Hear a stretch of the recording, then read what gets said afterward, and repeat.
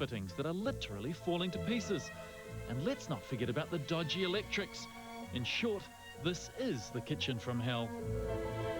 I like having friends around for dinner, but it doesn't feel like a type of area that I want to have people into, because it's really not very pleasant.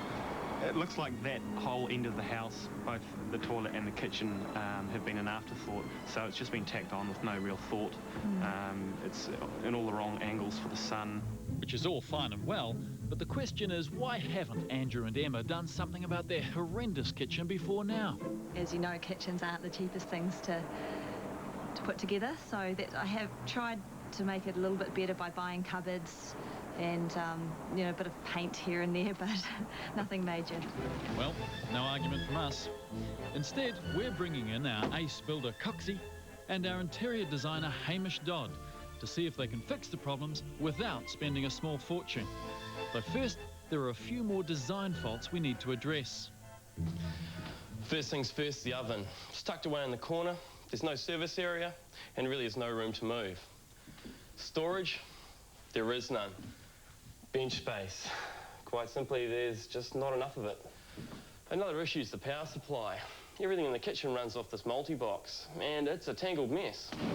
So, the plan is to attack the lack of storage by building new cabinets and by replacing the dining table with an island that doubles as a breakfast bar and workspace. Then all we have to do is worry about the decor, the electrics, and, oh yes, the walls and ceilings. We're going to drop down the ceiling, re-jib it all, paint it. All the wall linings are going, we're re-jibbing that. But we need to get rid of this mess, so get some boxes, get rid of that, we'll grab some tools and we'll get into it, okay? Okay. Let's go. And the budget for this mammoth task? Just $4,000, excluding labour. And so, with not a moment to lose, the first thing is to strip the room of absolutely everything. Though in the process, it's amazing what you can find. Did you know that door was there, mate? No.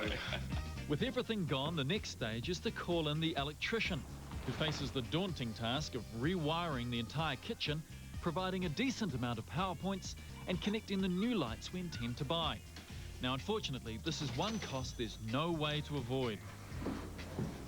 Meanwhile, we're ripping out most of the fixtures and what few kitchen cabinets there are. Pull it, my son.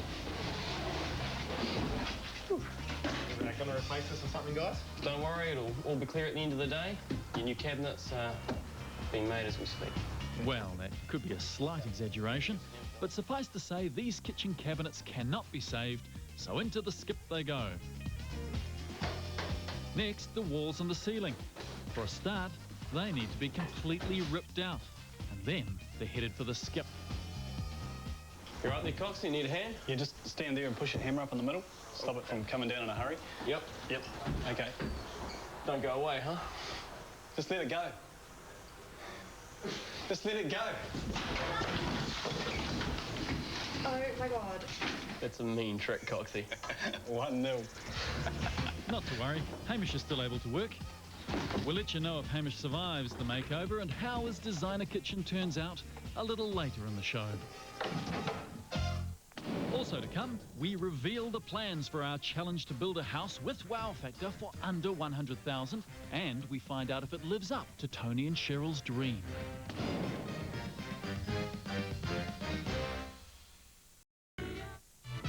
Last week, we met Tony and Cheryl Cook, a couple with just $100,000 to build the family home of their dreams on this somewhat undeveloped site. Naturally, that's a big ask. But with the help of architects Marshall, Cook and Jane Amer and our ace builder Coxie, we think it can be done, and for not a penny more than $99,999.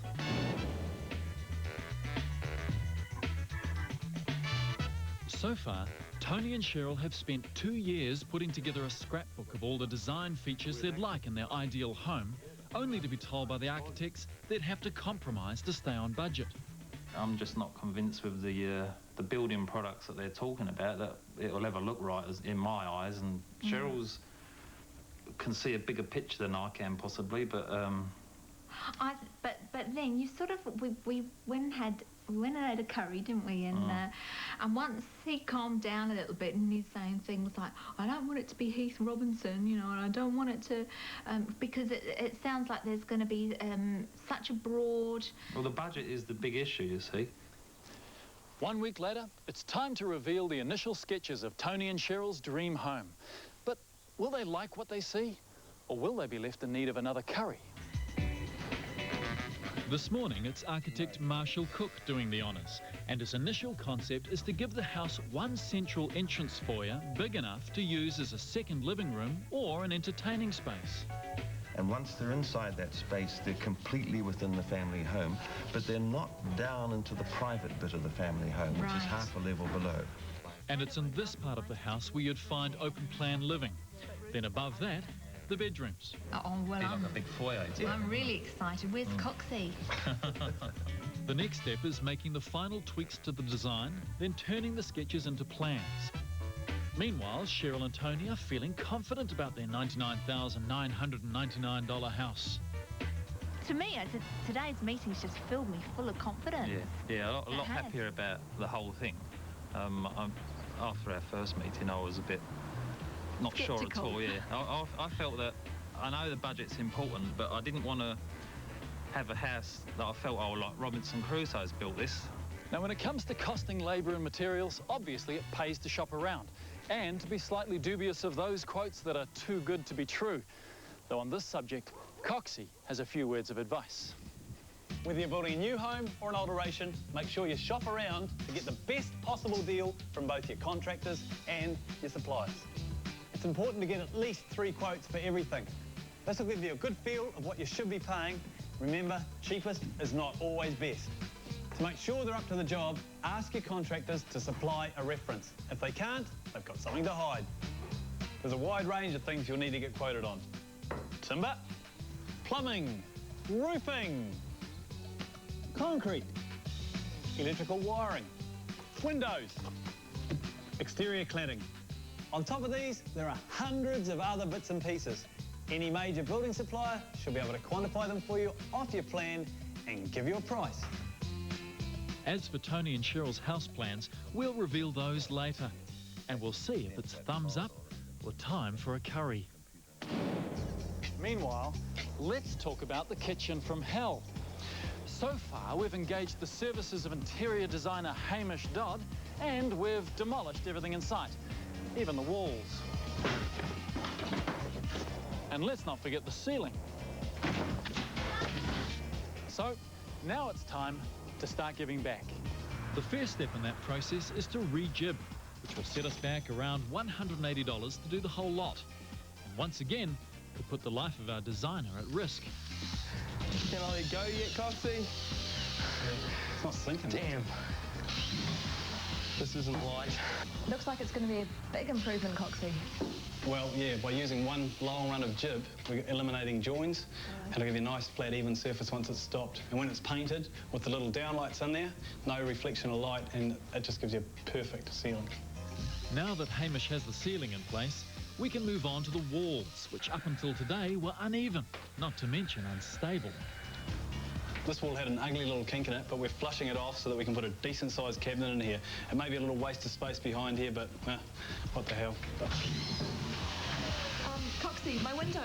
Yeah, it's still behind there, but it's easier in this situation because it's all out of square to go around the back and cut it out afterwards. So I'll go do that, eh? Yep. A job which really is as simple as it sounds. And once that's out of the way, we're ready to plaster. When you're bedding in your joints, use paper tape. Layer of plaster, paper, plaster over the top. It's as strong as. The old fibre tape just doesn't cut it. By the time you've applied the plaster, allowed it to dry, then sanded, you'll be looking at a day's work. So for the time being, we'll leave Hamish and Coxie to it. After the break, we reveal the plans for our 13-week challenge of building a dream home for $99,999, and we'll show you what the kitchen from hell looks like now.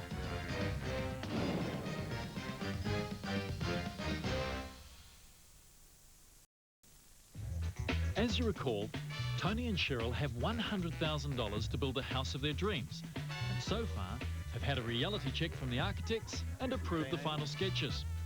Now their architects Marshall Cook and Jane Amer want to show them a real-life example of how the central entrance foyer, the design's most dominant feature, will look. Well, this is the same idea and the same principles as your place, except the ceiling is a bit lower and you won't be using glass. You'll be using that technique that's outside, which is essentially about trellis and a plastic film on top of it. It's a very economical way of doing it. And as for Tony and Cheryl's house, it will look like this. In the centre, the two-storey foyer. To the side, a carport which can be converted into a garage at a later date. Then on the other side, the family's open-plan living, dining, and of course the kitchen, which is lined with French doors giving an indoor-outdoor flow. Above this are 2 single bedrooms, a bathroom, and a master bedroom complete with walk-in wardrobe and ensuite, all for $99,999. But the question is, how do Tony and Cheryl feel about their new home-to-be? That's good. Oh, it's quite cute, isn't it? Gorgeous. Gorgeous. Those little 1 to 100 scale models are fantastic. Everything's catered for in this little model, even the little outside fireplace. That's brilliant, isn't it? They're so cute. So we've got the plans and we've got 2 would-be homeowners happy with what they see. But the question remains, can Cheryl and Tony really build the house of their dreams, complete with wow factor, all for $99,999? Well, we'll tell you next week. Meanwhile, back at the kitchen from hell, Coxie, Mr. Hamish Dodd and several helpers are making great progress, creating magic on the tightest of budgets. Though there are a few tricks to this magic, one being to assemble the cabinetry yourself. It's easy. You get a plan drawn up by a kitchen cabinet maker. He will then pre-cut and label the MDF. This will cost around $1,500 all up, including materials. When you're putting MDF together, always pre-drill before you screw and use glue on all your joints. Back inside, the main task at hand is painting. The colour I've chosen for the ceiling is new neutral. I'm trying to move away from the norm of white, just because it'll add a bit more depth to the ceiling. And to add even more depth, our Hamish has opted for a strong olive as the feature of the kitchen, complemented again by new neutral on the ceiling and the 2 surrounding walls. When it comes to painting the cabinetry, obviously it's hard to make it as durable as a factory finish, though we do have a solution. We get the guys to paint it, and once we've got 3 coats of paint on it and lack it over the top, it's as good as anything you'll get from a joiner at a fraction of the cost. As for the bench top, once again we're setting a cheeky and inexpensive trend by gluing together 2 pieces of ply and adding 1 stainless steel basin, which we picked up for $150. Round bowl, need a round hole. Put 2 nails in, set to the radius. 1 goes into the centre where you want it. And mark around, and you set yourself a scribe mark. The final touch, a dark varnish. And we're just simply staining them over with 3 different colours of stain, 2 brown and 1 black. Should give us a nice dark earthy finish to our bench top. Then it's just a case of applying 3 coats of lacquer, making it both tough and waterproof. Next on the building agenda, the multi-purpose island. Sometimes a workspace, sometimes an eating space, which solves the problem of there being hardly any benches. Simply constructed with MDF, pre-cut of course, and topped off with Zincalume. The question being, Zinca what? So I thought I'd go with a slightly more industrial look with the island. Every other surface is a timber top. Well, Zincalume's such a good product because it's just so versatile, easy to keep clean, lasts for a long time. If it gets buggered, you just throw it away and get some more because it's cheap, not like stainless steel. In fact, our Zincalume cost $270, a third of the price of stainless steel. And with the top done, the kitchen island is almost ready for service, which means just a few tasks remain. The biggest of which, assembling our brand new kitchen, complete with additional shelving, a new pantry, a water cylinder which isn't seen or heard, stylish bench tops, and of course, let's not forget the centerpiece. 4 days ago, this was the kitchen from hell, complete with dodgy wiring, cabinets that were falling apart, and a ceiling set to cave in. Today, it's gorgeous. Perfect for entertaining and even, dare we suggest, cooking. And all for the low, low cost of $3,664, excluding labour. If you find it hard to believe that we could do all this for $4,000, excluding labour, well, here's how we did it. We pulled the fridge out, found this door, we gave it a lick of paint, and as soon as they find the key, they can use it. We solved the lack of storage space without spending a fortune, simply by constructing the cabinets ourselves. Any kitchen cabinet maker will draw up your plans and pre-cut your timber. You put it together, bingo, you've saved thousands. A stainless top is pricey, so if you're looking to cut costs but not style, stained and lacquered plywood is an easy solution. And once again, constructed by your own fair hands. Oh, and it only costs $100. In keeping with our contemporary theme of clean lines and clean surfaces, on the windows I've gone for frosted adhesive. Easy to clean, no fuss. Okay, it's a little bit more expensive than your average blind, but it lasts a lot longer and looks a heck of a lot better. The idea of an island is to make good use of space. In every modern kitchen, entertaining and cooking are becoming more a part of our lives. Here, we have an eating area, but with the addition of PowerPoints, comes a workspace as well. But wait, there's more. The island was perfect for the space, without contradicting the flow. We overhung the top and lit the underneath. This creates a floating feeling, giving the impression of more floor space, and of course, flow. So all up, the materials in this kitchen cost less than $4,000. Put in the labour yourself, and you could have the same. Meanwhile, if you're not the DIY type, paying a builder to do the job would have set you back around $1,800, which still makes for an inexpensive makeover. Well, your new kitchen. Foxy and I are pretty happy. How about you guys? What do you think? Over the moon. Absolutely stoked, yep. Fantastic, it's outstanding. So that's our kitchen, and that's our show. We'll see you next week. And if you have a fabulous home or a story to tell, call us on 0800 867 658.